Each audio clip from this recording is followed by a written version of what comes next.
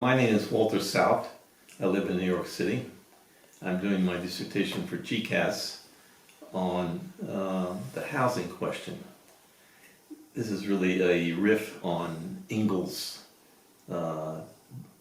essay called The Housing Question, in which he pretty much spent most of the essay debunking his adversaries.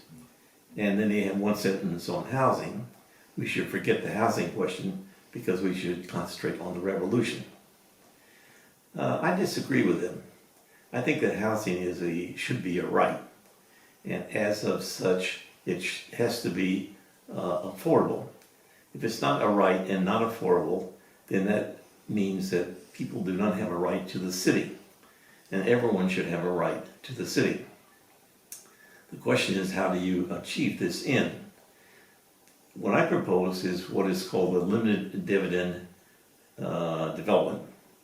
Limited equity development means that you pay what you can afford to move in.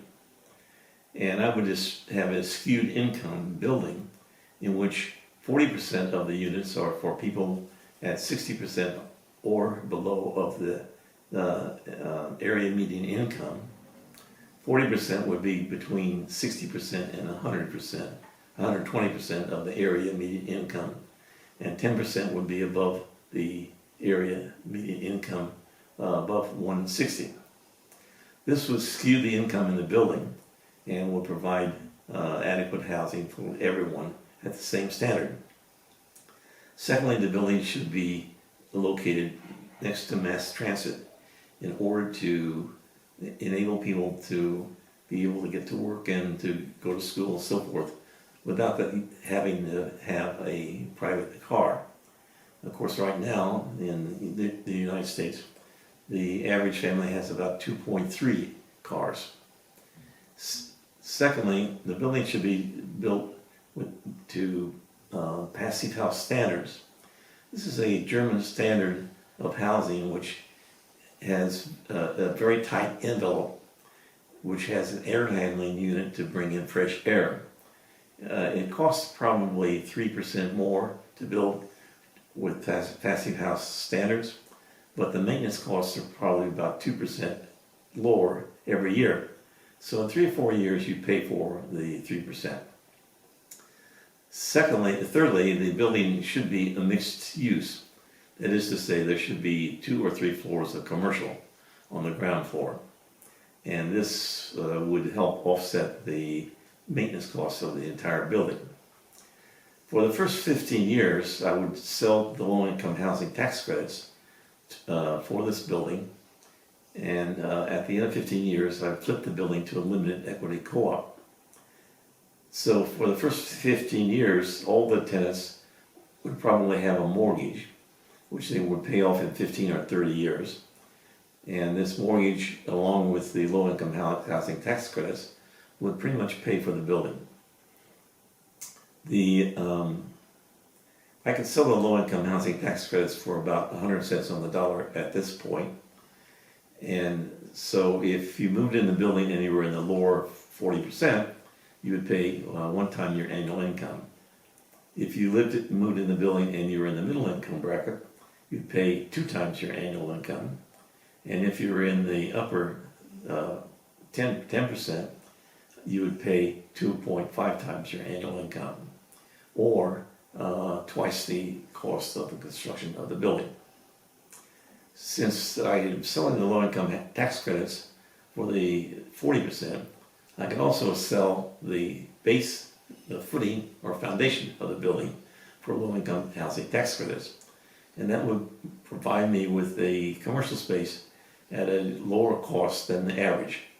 And therefore I could use that lower cost to move in tenants who would not have to pay market rate rents. And I would prefer to move in worker co-ops into these spaces in order to maximize the use of worker co-ops and in order to help me pay for the maintenance costs of the building. Now, when you sell your unit in a limited equity co-op, the average sale price probably would be more than what you paid for when you moved in originally, because the AMI and Dolly over time would go up. In that case, any difference between what the new seller was buying in at and what the old seller bought in at would go to the building itself rather than to the seller. And this would enable the building to have capital for long-term capital improvements on the building, and thereby reduce the cost for the tenants who are remaining there. So this limited equity co-op, there's no profits.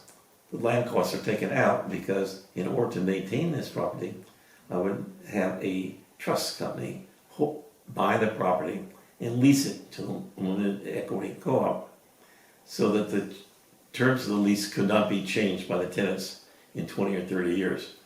We have learned through Mitchell-Lama, which was a building program in New York City, which sold apartments for about $2,500 or $7,500.